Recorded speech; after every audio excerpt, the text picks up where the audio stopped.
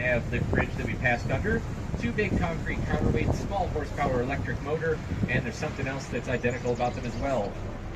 The bridge operator. There's only one bridge operator here in Buffalo.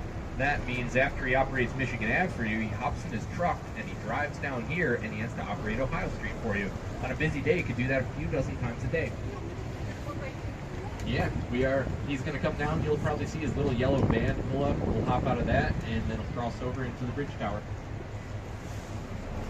I used to work down on the Erie Canal, and they have the same thing, what are called roving bridge operators. Some of the roving bridge operators down there go 15 to 20 miles between bridges. So what they'll do is let 20 or 30 boats pile up, let them all through at the same time, and chase them down to the next bridge. Those guys on the Erie Canal use their own cars to travel between bridges. They get paid mileage. The Argonaut will be with us for about 24 hours, unloading cement powder into the silos. She'll unload enough weight that the boat will come up about 5, 6, 7 feet in the water here. The Ohio Street Bridge was built in 1960. It replaced an older bascule bridge. A bascule bridge is a drawbridge. Big concrete counterweight on one side, engines from the other side. Bascule is French for teeter-totter or seesaw. And earlier still here, way back in the 1800s, they had what was called a swivel bridge. It would pivot in the center and allow ships to pass on the other side of it.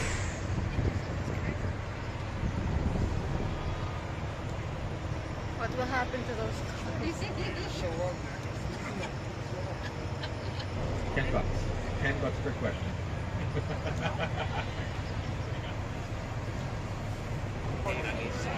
Some of you guys have probably heard that song, 15 miles on the Erie Canal, right? Everybody was thinking 15 miles because that's how far they went in a day, but it's not true. That's how far they went with the shift, the mules.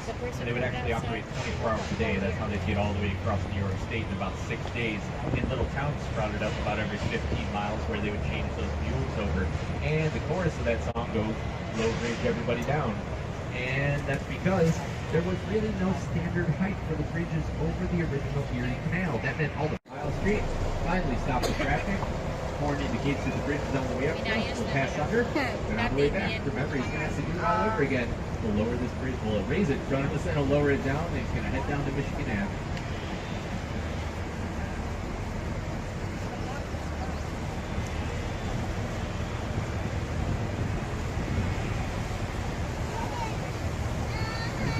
The Buffalo Creek starts about 40 miles away in a place called Strikersville, and there it's just run off from the hills, and then it meets up with the Kansas Creek, and anywhere we dredged it by hand to this depth and width, they call it the Buffalo River, which would technically begin about 2 miles from here. One horn from us.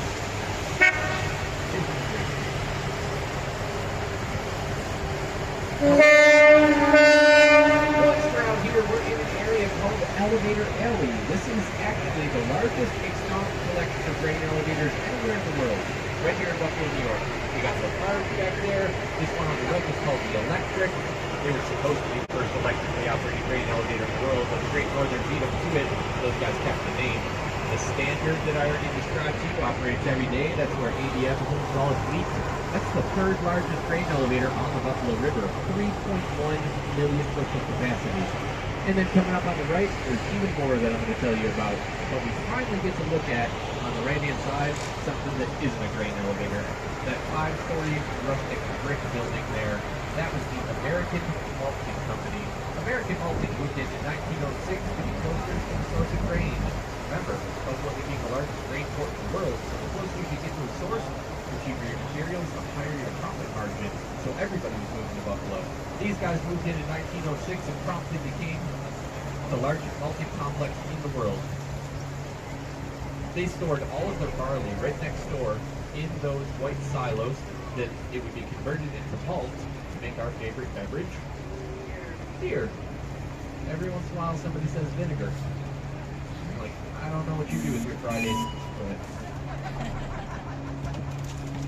keep those white silos in mind because they're the very first example of the entire world of reinforced concrete construction in a grain silo.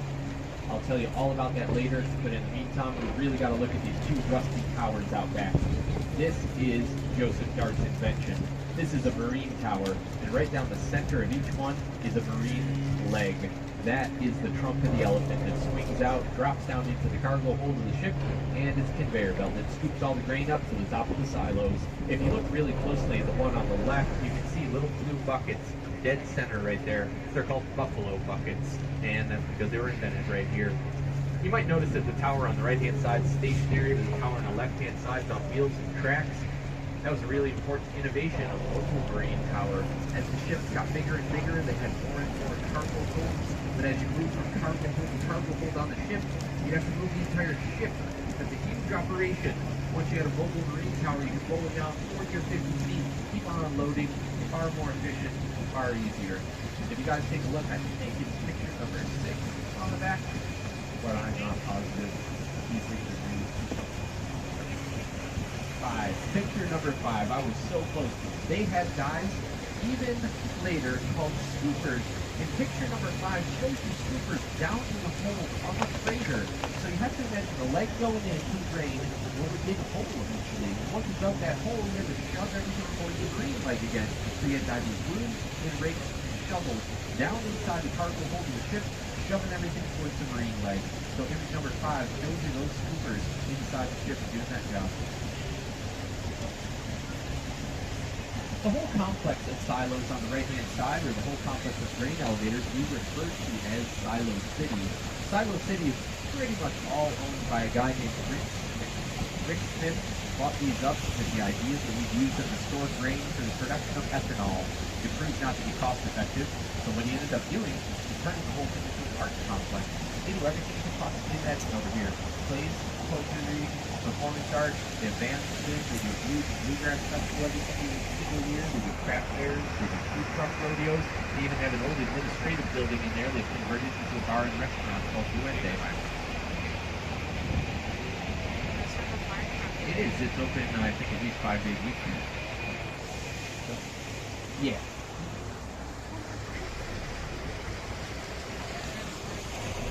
You guys see this gargantuan beast on our right-hand side. It's made the 90-degree turn with us, and it just keeps going. It's called Lake and Rail, the second largest grain elevator on the Buffalo River, 3.5 million bushel capacity. That makes it 210 million pounds of material. Bushel is about 60 pounds. That's how much we can store inside Lake and Rail. Now, they no longer use the rusty mobile marine towers to unload the ships. All the ships are what they call self-unloaders. So they have a derrick arm on board like a crane. It swings off the ship, and when it swings off the ship, it connects to the fluid yellow hopper you see up there on the right-hand side. Once you connect to the hopper, there's a vacuum air pressure system that extracts grain from the hull and distributes it to the silos. Silos unload into the silos, and then that material would almost immediately be offloaded onto the waiting rail cars out back. From there, it could be taken the rest of the way to the East Coast. New York, Philly, Boston, Baltimore, Washington, D.C., places like that. Cargill here is also an amazing example of that reinforced concrete construction that we were talking about. Take a really close look at it. It was done first back in American, but it was done really well here. These were built using a method called slip form construction. And in slip form construction, you build a wooden form in the shape of a silo, you start pouring concrete into the base of it, and as you do, you raise the form up about a foot or so every single hour. And you continuously pour concrete all the way from the bottom to the top in one fell swoop without ever stopping. And as you do, you add steel rebar to help strengthen and support the structure. If you guys do the math on that, those are 125 feet high, that's 125 hours, that's 5 days and 5 hours of continuously pouring concrete to get all the way from the bottom to the top. The walls in there are 6 inches to 36 inches thick, depending on what part of the complex you're in and what job they do. And that means that right now, deep inside, some of the concrete is still curing about 100 years later, actually at its strongest point right now in 100 years. If you guys take a look at the visual aid that I passed out, it is image number 7, where you can actually see some of those slip forms. Those silos have been built, and then you can see the wooden forms at the base for the building of more silos. There are horizontal bands that you can often see on the outside of the silos. We call those witness marks. That's where the form moved up, then stopped, moved up, then stopped.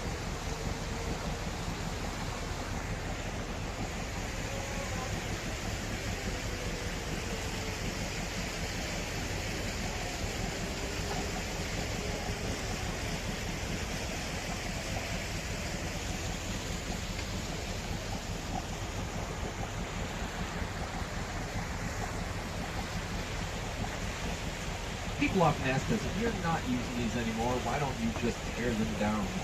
Well, because they're actually built to resist an explosion from within. Remember, we talked about how flammable grain dust was early on. All the early grain elevators were built of wood, and they blew up and burned down all the time. A little bit later, they started to build them out of brick and steel like the Great Northern, but they were still susceptible to explosion, and the fires could burn so hot it would melt the steel. And they moved on to the reason for concrete like this. They had finally found something that was impervious to the fires and to explosions. So if you come in with a wrecking ball and you think you're bringing these down, you are totally mistaken. And if you come in with a demolition team, you better have deep pockets. One of the last ones they brought down was in downtown Buffalo. It's called the H.O. Oaks building, where the casino is now. And it took them twice as long, cost almost 10 times as much as their initial estimate to bring that building down and remove the materials. So unless you're going to build a casino or start printing money, that is not a very good investment. That means these guys are going to stand till they fall on their own, especially this next one. This is the granddaddy of all grain elevators up here, soon to be on our right-hand side. This is Concrete Central, built between 1915 and 1917. That was the largest grain elevator in the world at the time, 4.5 million bushel capacity. It's a quarter-mile long. There's 200